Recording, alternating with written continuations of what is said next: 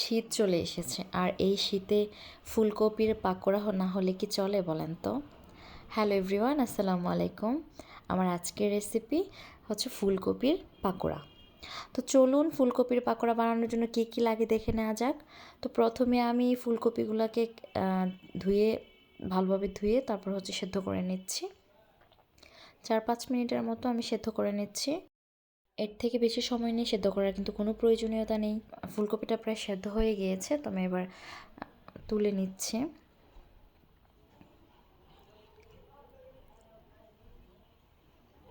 এবার আমি বেসন দিয়ে নিয়ে নিচ্ছি হচ্ছে 1 কাপের মতো, আর দিয়ে দিচ্ছি কর্নফ্লাওয়ার 2-3 টেবিল চামচ, আর দিচ্ছি স্বাদ মতো লবণ, একটু হলুদের গুঁড়া দিয়ে দিচ্ছি, একটু মরিচের গুঁড়া দিচ্ছি,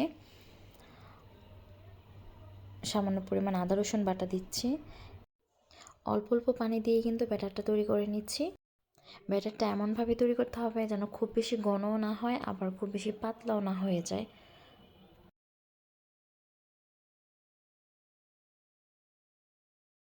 দেখতে পাচ্ছেন অল্প অল্প করে পানি দিয়ে কিন্তু আমার ব্যাটারটা তৈরি হয়ে গিয়েছে। এবার আমি সেদ্ধ করে রাখা ফুলকপিগুলো দিয়ে দিচ্ছি।